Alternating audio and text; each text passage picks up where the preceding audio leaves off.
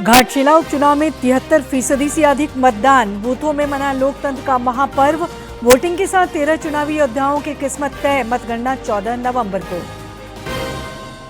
राज्यपाल से मिले मुख्यमंत्री। राज्य स्थापना दिवस समारोह में मुख्य अतिथि के तौर पर दिया निमंत्रण। सीएम ने प्रचार वाहनों को भी किया रवाना। विकास को नया आयाम देने का संकल्प। धनबाद में लौह पुरुष सरदार पटेल की 150वीं जयंती के मद्देनजर यूनिटी मार्च का आयोजन। लोगों को दिलाई गई एकता की शपथ।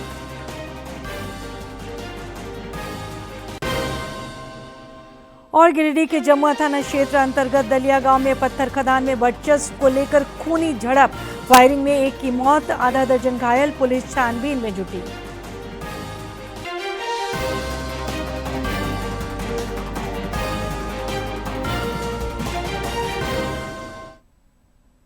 नमस्कार, खबरें झारखंड में आपका स्वागत है। खबरों के साथ मैं हूं सरोज झा और अब समाचार विस्तार से। घाटशिला उपचुनाव में आज 73% से अधिक वोटरों ने अपने मताधिकार का उपयोग किया। उपचुनाव के सिलसिले में विधानसभा क्षेत्र में बनाए गए 300 बूथों में सवेरे 7 बजे से शाम 5 बजे तक मतदान हुआ। घाटशिला में आज सुबह की शुरुआत लोकतंत्र को मजबूती प्रदान करने के संकल्प के साथ हुई। उपचुनाव के 13 चुनावी योद्धाओं की किस्मत तय करने के लिए मतदाता क्षेत्र में बनाए गए विभिन्न बूथों पर पहुंचे और ईवीएम के माध्यम से पसंद नापसंद बताई। इस दौरान वोटरों का उत्साह लोकतंत्र को मजबूती प्रदान करता दिखा। सरकार बने, अच्छा बने, विकास है, विकास जैसे हो। हम जिसको भी वोट दे वो, क्योंकि हम जिसको भी वोट देंगे तो वो हमारे विकास के लिए हम उनको चुन रहे हैं, तो हमारे वोट से हम उन्हीं को विजयी बनाना चाहते हैं जो हमारे विकास के लिए सोचे। सुबह के समय वोटिंग की रफ्तार थोड़ी धीमी रही, लेकिन उसके बाद जैसे जैसे दिन चढ़ा रफ्तार भी बढ़ती गई। कई बूथों पर लोग मतदान के लिए कतारबद्ध होकर इंतजार करते दिखे। विभिन्न आयु वर्ग के वोटर मताधिकार के इस्तेमाल को लेकर तत्पर नजर आए। वरिष्ठ नागरिकों और युवा वोटरों ने भी वोट डालकर अपने दायित्वों का निर्वहन किया तथा लोकतांत्रिक मूल्यों के प्रति आस्था प्रकट की। ठीक है, हमारा यहाँ जो शांतिपूर्वक वोटिंग हो रहे हैं, यहाँ जो वोट है हमारा, अभी हम लोग जो चाहते हैं, जो हमारा सरकार है अच्छा है, जो हमको दुख सुख में जो हमारा आते हैं उसी को हम लोग वोट देने के लिए तैयार है। उपचुनाव के सिलसिले में विधानसभा क्षेत्र में बनाए गए 300 बूथों में सुरक्षा के पुख्ता इंतजाम के बीच आज लोगों ने बेखौफ होकर लोकतंत्र के महापर्व में हिस्सा लिया। अब सभी को 14 नवंबर की मतगणना का इंतजार है, जब विधानसभा पहुंचने वाले नए प्रतिनिधि के चेहरे से पर्दा उठेगा। घाटशिला से राजेश और कुणाल के साथ डीडी झारखंड के लिए ब्यूरो की रिपोर्ट। इधर राज्य के मुख्य निर्वाचन पदाधिकारी के रवि कुमार ने घाटशिला उपचुनाव शांतिपूर्ण तरीके से संपन्न होने पर संतोष व्यक्त किया है। उन्होंने बताया कि सभी मतदान प्रक्रिया ससमय पूर्ण कर ली गई और पोलिंग पार्टियों 3 स्थानों को छोड़कर सभी लौट रही हैं। सुरक्षा कारणों से 3 मतदान दल कल लौटेंगे। घाटशिला में चुनाव आचार संहिता के आज 2 मामले दर्ज हुए। 45 घाटशिला बाई इलेक्शन शांतिपूर्ण से संपन्न हो गया। 300 पोलिंग बूथ में समय पर पोलिंग भी कंप्लीट हो चुका है। किसी जहां पर कोई भी दिक्कत नहीं हुआ। एमसीसी एंड अदर वायलेशन के लिए 2 एफआईआर आज फाइल हुई। एक सोशल मीडिया पोस्ट में वो सीक्रेसी ऑफ वोट का वायलेशन करने को लेकर, दूसरा एक सस्पिशियस ग्राउंड में कुछ पैसा के साथ में पोलिंग का दिन में घूमने के लेकर उनका इंटरसेप्ट की गई थी। उसी 2 अलग अलग केस फाइल किया हुआ है। इसका पूर्व में एमसीसी का लेकर 2 केस पहले भी फाइल हुई। अभी तक घाटशिला बाई इलेक्शन में 4 केस फाइल हुआ। पहले 2 केस था, एक लाइसेंस आर्म्स का अम्युनिशन के साथ में इलेक्शन का पीरियड में घूमना, दूसरा है एक ये का यूज करते हुए कुछ डिग्रेडेड मैसेज जरा हुई थी, उसी का लेकर फाइल हुई थी। इसमें आज सभी पोलिंग पार्टी शाम को वापस आ जाएगी, एक्सेप्ट 3 पोलिंग स्टेशन का है, उनका इंटीरियर लेकर के कारण वो आईएसआर में रुकेंगे। कल सुबह आएंगे। उनका ऑलरेडी प्रॉपर अप्रूवल भी कमीशन से लिया गया और सभी कैंडिडेट का भी वो सूचना की गई थी। अभी वोटिंग परसेंटेज है 5 बजे तक 73.88 है। अभी आपका क्लोजअप पोल है, शाम को 12 बजे तक हम लोग का कंप्लीट करना है। यथासंभव हम लोग को पहले ही देंगे उसी को, फिर भी आपका 11:30-12 बजे का डेटा आसपास का डेटा है, उसका क्लोजअप पोल का डेटा माना जाएगी। एंड ऑफ पोल का डेटा है, कल स्क्रूटनी के बाद क्लियर होगी। अभी 5 बजे का डेटा है, इसलिए थोड़ा सा अभी डेटा बढ़ने की संभावना है। बिहार विधानसभा चुनाव को लेकर आज बम्पर वोटिंग हुई है। 20 जिलों के 122 विधानसभा क्षेत्रों में आज सवेरे 7 बजे से शाम 6 बजे तक मतदान हुआ। अपने अपने प्रतिनिधि को चुनने के लिए घरों से बड़ी संख्या में वोटर निकले और विभिन्न बूथों पर अपने मताधिकार का उपयोग किया। दूसरे चरण के मतदान के साथ ही 1302 उम्मीदवारों की किस्मत ईवीएम में कैद हो गई है। बिहार में पहले चरण का मतदान 6 नवंबर को हुआ था, उसमें रिकॉर्ड वोटिंग हुई थी। बिहार में दोनों ही चरण की मतगणना एक साथ 14 नवंबर को कराई जाएगी। मुख्यमंत्री हेमंत सोरेन ने आज राजभवन में राज्यपाल संतोष कुमार गंगवार से शिष्टाचार भेंट की। इस अवसर पर मुख्यमंत्री ने राज्यपाल को 15 नवंबर को रांची के मोरहाबादी में आयोजित होने वाले राज्य स्थापना दिवस समारोह में मुख्य अतिथि के रूप में शामिल होने का आमंत्रण दिया। मौके पर मुख्यमंत्री ने झारखंड विधानसभा द्वारा पारित झारखंड सूक्ष्म लघु एवं मध्यम उद्यम विशेष छूट विधेयक 2025 को स्वीकृति प्रदान करने के लिए राज्यपाल के प्रति आभार व्यक्त किया। इस दौरान राज्य के समग्र विकास, निवेश, संवर्धन, औद्योगिक विस्तार तथा जनहित से संबंधित अन्य विषयों पर भी विस्तृत चर्चा हुई। राज्य स्थापना के 25 वर्ष पूरे होने पर प्रदेश में इन दिनों रजत जयंती उत्सव मनाया जा रहा है। मुख्यमंत्री हेमंत सोरेन और विधायक कल्पना सोरेन ने इस क्रम में आज सीएम आवासीय परिसर से प्रचार वाहनों को हरी झंडी दिखाकर रवाना किया। झारखंड राज्य रजत जयंती वर्ष को सरकार खास बनाने के उद्देश्य से विभिन्न कार्यक्रमों का आयोजन कर रही है। इसी के तहत मुख्यमंत्री हेमंत सोरेन ने आवासीय कार्यालय परिसर में 25 प्रचार वाहनों को हरी झंडी दिखाकर रवाना किया। ये प्रचार वाहन राज्य के विभिन्न जिलों में पहुंचकर राज्य के 25 वर्षों की गौरव गाथा से लोगों को अवगत कराएंगे।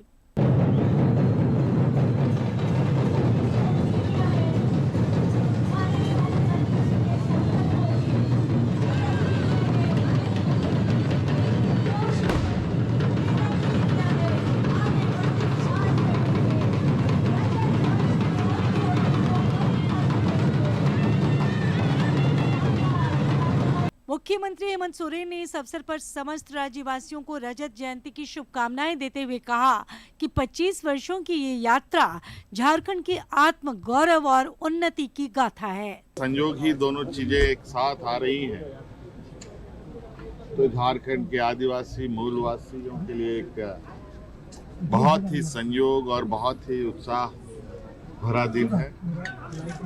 और अब झारखंड की विकास की गति में और बड़ी तेजियां देखने को हमें मिलेगा। कार्यक्रम के दौरान झारखंड की विविध संस्कृति, परंपरा और समृद्धि की मनमोहक झलकियां प्रस्तुत की गईं। पारंपरिक लोक नृत्य, लोकगीत और झारखंडी वाद्य यंत्रों की मधुर धुनों ने कार्यक्रम को जीवंत बना दिया। मौके पर दुमका के संताली बैंड सहित स्थानीय लोक कलाकारों ने मनमोहक प्रस्तुति दी।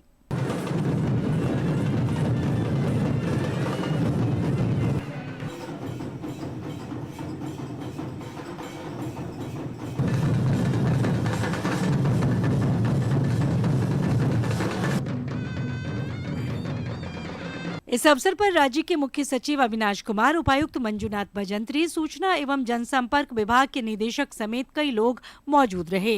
डीडी न्यूज के लिए रांची से सहयोगी विकास कुमार के साथ प्रणय प्रबोध की रिपोर्ट। झारखंड अपनी स्थापना का रजत जयंती वर्ष मना रहा है, जिसे लेकर विविध कार्यक्रम आयोजित किए जा रहे हैं। रांची समेत विभिन्न जिलों में इस सिलसिले में रन फॉर झारखंड के दौरान प्रतिभागियों का उत्साह देखते ही बना। भगवान बिरसा मुंडा की जयंती 15 नवंबर को पृथक झारखंड राज्य का गठन साल 2000 में हुआ था और अब राज्य रजत जयंती वर्ष मना रहा है।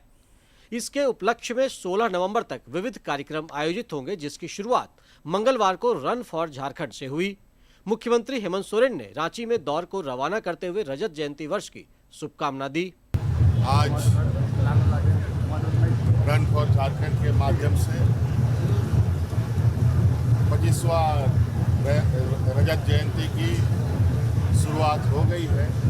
मेरी ओर से बहुत बहुत शुभकामनाएं। रांची के साथ ही रन फॉर झारखंड सभी जिला मुख्यालयों में भी आयोजित हुआ। इसमें प्रतिभागियों का उत्साह चरम पर रहा। खास और आम सभी ने झारखंड के लिए दौड़ लगाई।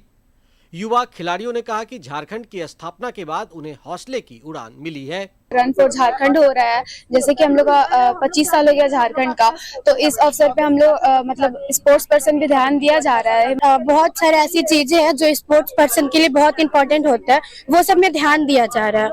झारखंड ने इन 25 वर्षों में कई उतार चढ़ाव देखे हैं। रन फॉर झारखंड के दौरान मौजूद झामुमो की राज्यसभा सदस्य महुआ माझी ने कहा कि जहां विकास के मामले में राज्य नंबर 1 की दौर में है, वहीं रांची से भाजपा विधायक सीपी सिंह ने कहा कि राज्य का अपेक्षित विकास नहीं हो पाया है। झारखंड बहुत समृद्ध है, इसलिए उसको और समृद्ध बनाने की जो तैयारी चल रही है उसमें साथ देंगे। स्थापना दिवस हम भी मनाते हैं, सब लोग मनाता है, लेकिन सिर्फ स्थापना दिवस मनाने से नहीं होगा, बल्कि झारखंड को जिस गति से विकास करना चाहिए था, वो कारण कई हो सकते हैं, नहीं हुआ। रन फॉर झारखंड के बाद रजत जयंती वर्ष को लेकर झारखंड की कला संस्कृति को समर्पित कई कार्यक्रम आयोजित होंगे। साथ ही झारखंड की खूबसूरती को बयां करने के लिए पर्यटन स्थलों पर विशेष कार्यक्रम आयोजित किए जाएंगे। इतना ही नहीं, 15 नवंबर को राजधानी के ऐतिहासिक मोराबादी मैदान में मुख्य राज्य स्तरीय समारोह आयोजित होगा। डीडी न्यूज के लिए रांची से अवधेश गौतम के साथ मैं दिवाकर कुमार। दिल्ली धमाकों के बाद देश भर में हाई अलर्ट है। केंद्रीय गृह मंत्री अमित शाह ने आज उच्च स्तरीय समीक्षात्मक बैठक में केंद्रीय गृह सचिव और आईबी प्रमुख के साथ सुरक्षा व्यवस्था का जायजा लिया तथा जरूरी निर्देश दिए। केंद्रीय गृह मंत्री अमित शाह ने अपने आवास पर एक उच्च स्तरीय सुरक्षा समीक्षा बैठक की अध्यक्षता की। केंद्रीय गृह सचिव गोविंद मोहन, खुफिया ब्यूरो के निदेशक, राष्ट्रीय जांच एजेंसी के महानिदेशक और दिल्ली पुलिस आयुक्त बैठक में मौजूद रहे। जम्मू कश्मीर के डीजीपी वीडियो कॉन्फ्रेंसिंग के माध्यम से इस बैठक में शामिल हुए।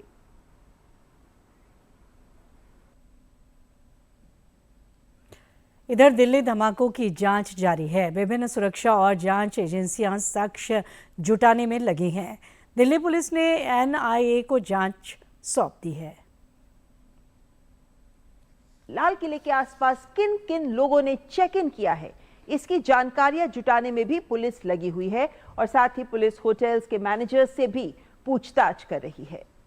तो कल दिल्ली में लाल किले के पास हुए धमाके को लेकर विभिन्न जांच एजेंसियां हाई अलर्ट पर। दिल्ली के साथ साथ विभिन्न राज्यों में भी इस वक्त हाई अलर्ट की सिचुएशन है और विभिन्न जांच एजेंसियां लगातार इस बात को खंगाल रही हैं कि कहां, कैसे, कब इस पूरे षड्यंत्र की साजिश रची गई, कौन कौन लोग हैं इसके पीछे, और इसको लेकर गहन जांच जारी है। लेकिन विभिन्न जांच एजेंसियों के बीच भी समन्वय लगातार जारी है।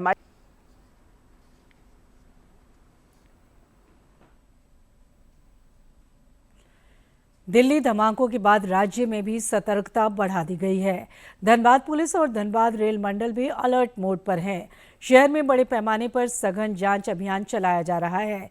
रेलवे स्टेशनों पर भी विशेष चौकसी बरती जा रही है। आरपीएफ द्वारा रेलवे स्टेशन के प्लेटफॉर्म, वेटिंग हॉल समेत अन्य स्थलों की गहन तलाशी ली जा रही है। संदिग्ध और उनके सामान की भी बारीकी से जांच की गई। इधर नगर पुलिस अधीक्षक ऋत्विक श्रीवास्तव ने लोगों से सुरक्षा व्यवस्था सुनिश्चित करने में आम लोगों से भी सहयोग मांगा है। रेल यात्री भी सजग नजर आ रहे हैं। अलर्ट जारी किया गया है। तो कल रात को भी हमने एक सघन चेकिंग अभियान चलाया था। अगर शाम में भी अगर आप लोगों को ध्यान हो, व्हीकल चेकिंग हुआ था और रात में व्हीकल चेकिंग के साथ साथ लॉज, होटल और अन्य जगहों पर चेकिंग लगाई थी तकरीबन 10:30-11 बजे के आसपास। तो हम लोग पूरे अलर्ट पे हैं और हम लोग की सरकार के निर्देश का अनुपालन कर रहे हैं और भी कोई अगर वहाँ से ये आता है तो उसका हम लोग राज्य प्रशासन का बहुत ही सराहनीय पर ये प्रयास किया जा रहा है, क्योंकि कोई भी आम जनता आता जाता रहता है, उसके लिए भाई कहीं ना कहीं प्रशासन एक जिम्मेवारी की तरह ये बहुत ही सराहनीय काम हो रहा है। राज्यपाल संतोष कुमार गंगवार से आज प्रभारी पुलिस महानिदेशक तदाशा मिश्रा ने राजभवन में शिष्टाचार भेंट की। इस दौरान राज्यपाल ने प्रभारी पुलिस महानिदेशक को राज्य में विधि व्यवस्था को प्रभावी बनाए रखने के लिए आवश्यक निर्देश दिए। इधर राजभवन द्वारा बताया गया है कि राज्यपाल संतोष कुमार गंगवार ने झारखंड विधानसभा द्वारा पारित झारखंड व्यावसायिक शिक्षण संस्थान शुल्क विनियमन विधेयक 2025 को मंजूरी प्रदान कर दी है। प्रधानमंत्री नरेंद्र मोदी भूटान की यात्रा पर हैं। उन्होंने आज भगवान बुद्ध के पवित्र अवशेषों की पूजा अर्चना की। भारत और भूटान के बीच विभिन्न क्षेत्रों में सहयोग को लेकर MOU भी हुए।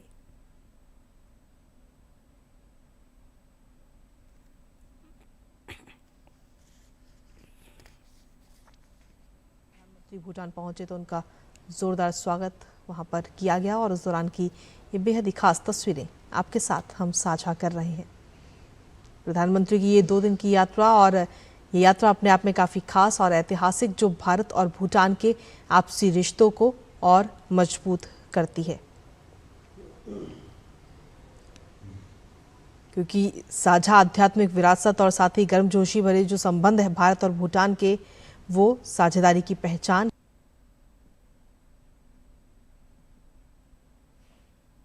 झारखंड राज्य अपनी स्थापना के 25 वर्ष पूरे कर चुका है।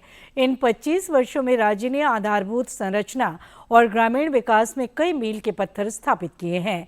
ऐसा ही एक सफल उदाहरण है साहिबगंज जिले के महादेवगंज में स्थित मेधा डेयरी प्लांट।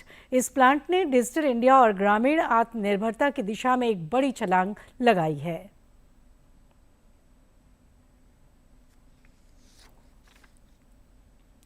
झारखंड गठन के बाद ग्रामीण अर्थव्यवस्था को मजबूत करना बड़ी चुनौती थी।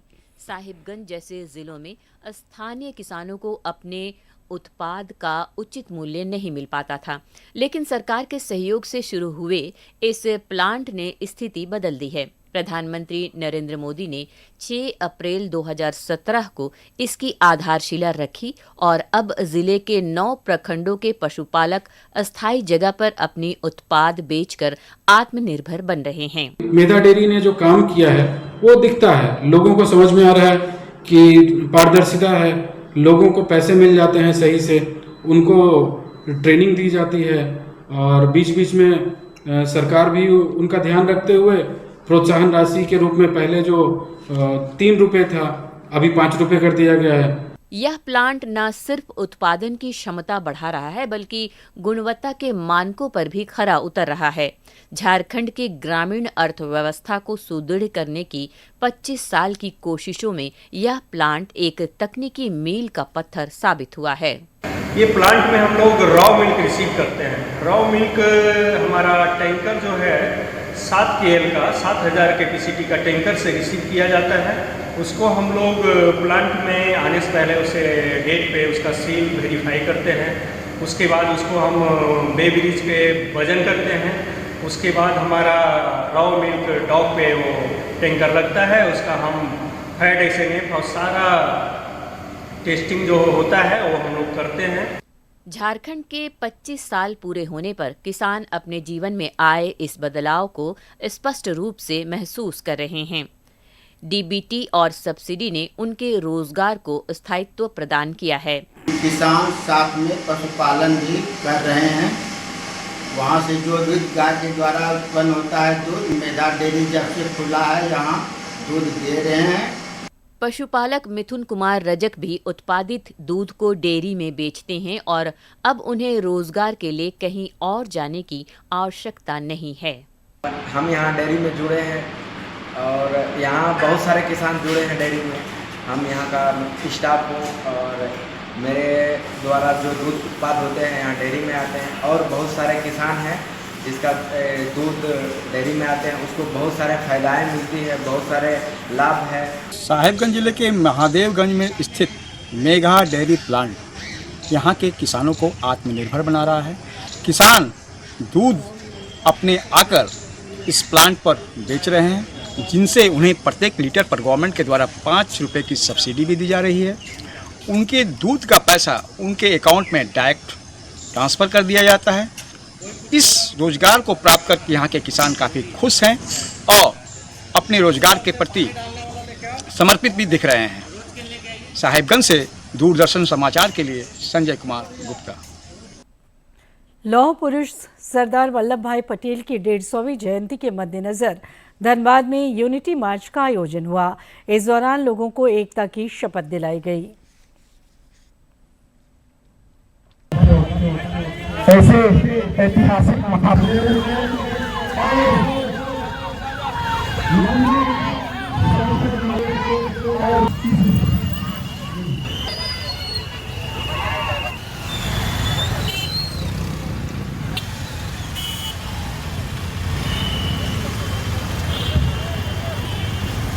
आज हम लोगों ने जिला स्तरीय मार्च निकालने का काम किया है और इसके माध्यम से सरदार वल्लभ भाई पटेल जी के जीवनी को जन जन तक पहुंचाने की जरूरत है। आज सरदार वल्लभ भाई पटेल नहीं होता तो आज के भारत का कल्पना हम लोग नहीं कर सकते थे। इसलिए निश्चित तौर पर आने वाली पीढ़ियों को, आने वाले भविष्य को सरदार वल्लभ भाई पटेल जी को, उनकी विचारधारा को जन जन तक पहुँचाने की अति आवश्यक है। वहाँ विश्वविद्यालय परिसर से लेकर और यहाँ रणधीर वर्मा चौक तक ये यूनिटी मार्च निकाला गया और ख़ास करके ये सरदार वल्लभ भाई पटेल, जिनको हम आदर से लौह पुरुष बोलते हैं, जिनको सरदार का टाइटल पूरे देश ने दिया, उनके 150वें जयंती के अवसर पर इस देश में, पूरे देश में निकाला जा रहा है। यह आज जो भारतवर्ष एक शक्तिशाली भारतवर्ष के रूप में खड़ा है, यह जो भारतवर्ष कन्याकुमारी से और कश्मीर तक एक भारत के रूप में खड़ा है, हम जो एक भारत श्रेष्ठ भारत की परिकल्पना कर रहे हैं अपने प्रधानमंत्री नरेंद्र मोदी जी के निर्देशन में, इसकी अगर नींव किसी ने रखी या यह कल्पना अगर साकार हो रहा है तो उसका कारण सरदार वल्लभ भाई पटेल हैं। गिरिडीह जिले के जमुआ थाना क्षेत्र के दलिया गांव में पत्थर खदान में वर्चस्व को लेकर आज 2 गुटों में झड़प हुई। इस दौरान कई राउंड फायरिंग हुई। इस घटना में गंभीर रूप से घायल एक व्यक्ति की इलाज के दौरान मौत हो गई। वहीं करीब आधा दर्जन लोग गंभीर रूप से घायल हो गए। बताया जाता है कि विवादित पत्थर खदान में वर्चस्व कायम करने को लेकर पिछले कई दिनों से 2 गुटों में विवाद चल रहा था। इसी क्रम में आज अचानक दोनों गुटों में खूनी झड़प हो गई। घटना की जानकारी मिलते ही पुलिस भी दलिया गांव पहुंची और घायलों को इलाज के लिए अस्पताल भिजवाया। हालांकि सदर अस्पताल में इलाज के दौरान ही एक व्यक्ति की मौत हो गई। पुलिस छानबीन में जुटी है। और खदान के जितने भी स्टाफ हैं उनके बीच मारपीट हुई। मारपीट में दोनों पक्ष घायल है। उसमें एक पक्ष जो है खदान तरफ का एक स्टाफ है, उसका नाम है सुरेश वर्मा, उनकी इलाज के क्रम में डेथ हो गई है और बाकी इलाजरत है। खदान तरफ से 5 अभी हमको इंजर्ड मिले, इसमें एक की डेथ हो गई। ग्रामीण तरफ से 2 रतलाल वर्मा है, अरविंद वर्मा को चोट लगा है। तुम्हारा पापा जम्मू हॉस्पिटल में भर्ती है, उसको यहाँ से ट्रांसफर कर दिया गिरिडीह सदर में। ये बोला कोई लड़ाई हुआ इसलिए बहुत सीरियस है कि जाके मिल लो। तब वही पूछे हैं, फिर उसको पास फिर दोबारा नहीं लगा। उसके बाद फिर फ़ोन किए तो पापा पास फ़ोन किए तो दूसरा आदमी को उठाया तो आदमी बोला कि हम बात करा रहे हैं पहुँच के। तो फिर उसके बाद फिर मोबाइल स्विच ऑफ कर दिया। हम कितने बार कॉल किए नहीं लगा। फिर जब यहाँ आए तब मोबाइल यहाँ के आके दिया प्रशासन लोग। तो फिर हम जब तक देखें तब तक पता। और अब कुछ खबर राज्य के विभिन्न जिलों से फटाफट अंदाज में।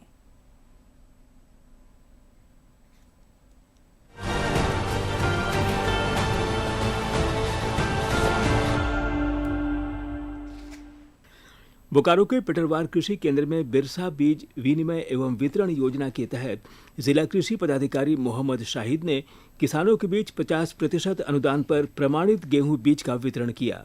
उन्होंने किसानों से समय पर बीज की बुआई करने की अपील की। बोकारो के उपायुक्त अजय नाथ झा ने झारखंड राज्य स्थापना रजत जयंती समारोह को खास बनाने को लेकर अधिकारियों के साथ बैठक की। इस दौरान उन्होंने 15 नवंबर तक चलने वाले कार्यक्रमों की रूपरेखा और तैयारियों के संबंध में विस्तृत चर्चा की। इस दौरान उन्होंने अधिकारियों को कई दिशा निर्देश भी दिए। लोहरदगा के उपायुक्त डॉक्टर कुमार ताराचंद की अध्यक्षता में पंचायत कर गोइठ के 14वें संस्करण के तहत जन समाधान संवाद का आयोजन हुआ। इस दौरान उपायुक्त ने ग्रामीणों को विकास योजनाओं की जानकारी दी और तालाब की बंदोबस्ती, छूटे लाभुकों का डीएलसी बनवाने और रक्तदान शिविर में भाग लेने समेत कई योजनाओं का लाभ लेने के लिए ग्रामीणों से अपील की। लोहरदगा जिला प्रशासन ने कानून की पढ़ाई और कैरियर के बारे में जागरूकता बढ़ाने के लिए एक लॉ चुनो कार्यक्रम का आयोजन किया। उपायुक्त डॉक्टर कुमार ताराचंद के निर्देश पर इस कार्यक्रम को जाने माने चैरिटेबल ट्रस्ट आइडिया लॉ के साथ मिलकर किया गया।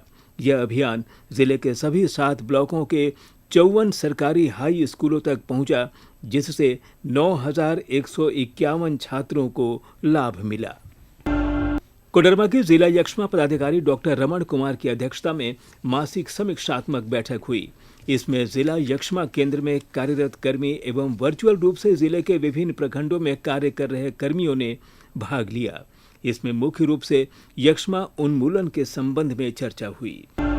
कोडरमा में फाइलेरिया उन्मूलन कार्यक्रम के तहत नाइट ब्लड सर्वे अभियान की शुरुआत की गई। अभियान का उद्घाटन जिला भेविडी पदाधिकारी डॉक्टर मनोज कुमार ने किया। इस सर्वे का मुख्य लक्ष्य समुदाय में फाइलेरिया के परजीवी माइक्रोफाइलेरिया के वाहकों की पहचान करना है। स्कूली शिक्षा एवं साक्षरता विभाग के अधीन झारखंड शिक्षा परियोजना परिषद के तत्वावधान में खेलो झारखंड के तहत राज्य स्तरीय क्रिकेट की खुली चयन प्रक्रिया 12 नवंबर को रांची के रेलवे कॉलोनी मैदान में की जाएगी। जानकारी देते हुए राज्य कार्यक्रम पदाधिकारी धीर सेन ए सोरेंग ने कहा कि चयनित खिलाड़ियों के लिए 21 दिवसीय प्रशिक्षण शिविर आयोजित किया जाएगा। झारखंड शिक्षा परियोजना परिषद कार्यालय में एक बैठक का आयोजन किया गया। इसमें ड्रॉप आउट बच्चों को विशेष प्रशिक्षण प्रदान करने के लिए ब्रिज कोर्स मॉड्यूल के निर्माण के लिए 11 नवंबर से 14 नवंबर तक 4 दिवसीय कार्यशाला के आयोजन के संबंध में विस्तृत रूप से चर्चा हुई। वहीं सीएम स्कूल ऑफ एक्सीलेंस के प्रधानाचार्यों को 17 नवंबर तक SA1 का डिजिटल रिपोर्ट कार्ड तैयार करने का निर्देश दिया गया है।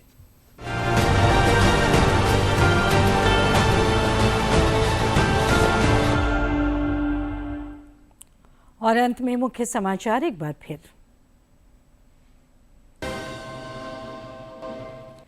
घाटशिला उपचुनाव में 73% से अधिक मतदान। बूथों में मना लोकतंत्र का महापर्व। वोटिंग के साथ 13 चुनावी योद्धाओं की किस्मत तय। मतगणना 14 नवंबर को।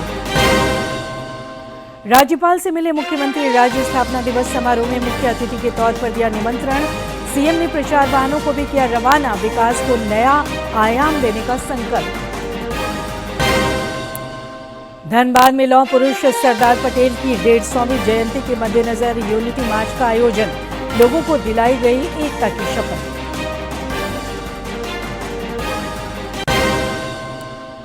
और गिरिडीह के जमुआ थाना क्षेत्र अंतर्गत दलिया गांव में पत्थर खदान में वर्चस्व को लेकर खूनी झड़प। फायरिंग में एक की मौत, आधा दर्जन घायल। पुलिस छानबीन में जुटी।